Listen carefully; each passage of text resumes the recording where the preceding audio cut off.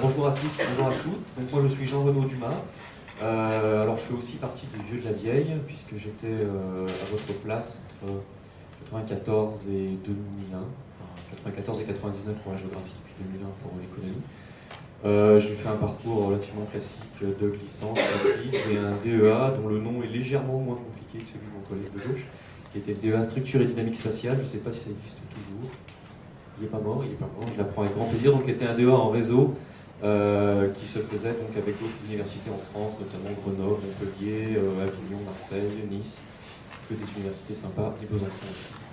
Moins de soleil, mais c'était bien quand même. Donc ça c'est un DEA que j'ai obtenu en 99. J'ai pas souhaité envoyer sur une thèse ensuite, ça ne correspondait pas tout à fait à ce que je recherchais.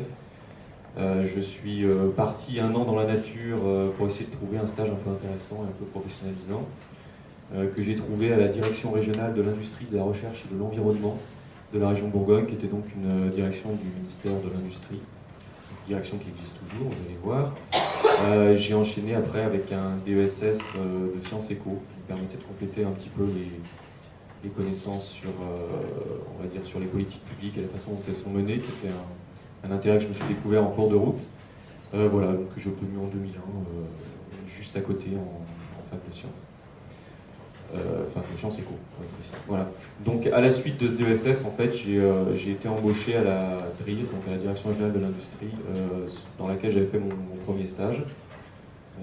Même si le rapport n'était pas tout à fait direct avec la géographie, mais enfin, j'ai découvert qu'on pouvait quand même réutiliser ses connaissances. Je crois que ce qu'on acquiert on va dire le plus rapidement en géographie, c'est une capacité à s'intéresser au territoire et aux interactions entre les hommes qui vivent dessus.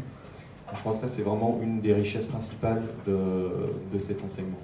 En tout cas, c'est une des principales valeurs, je trouve, qui m'a été transmise par les enseignants, et je crois que c'est pas inutile actuellement, au jour d'aujourd'hui. L'autre chose que ça a apporté, mais ça c'est plus un choix dans mon parcours, c'est une rigueur plus scientifique. Alors il y a plusieurs écoles en géographie, je ne vais pas vous faire un cours d'épistémo, les enseignants font beaucoup mieux que moi, et de façon beaucoup plus précise, mais simplement, faut savoir qu'à Dijon, l'orientation, en tout cas c'était le cas il y a 10 ans, était relativement peu commune en France de s'axer sur un enseignement assez scientifique, avec de la climato, avec de la carto, avec des matières un petit peu techniques, moi qui personnellement m'ont pas mal servi, puisque donc en DRIR, je m'occupe de développement économique, mais à destination essentiellement des entreprises industrielles. Donc il faut savoir manipuler un peu des concepts scientifiques, il faut avoir l'esprit un peu curieux. La curiosité étant, à mon sens, la première des qualités que vous devriez développer si j'ai un modeste conseil à vous donner.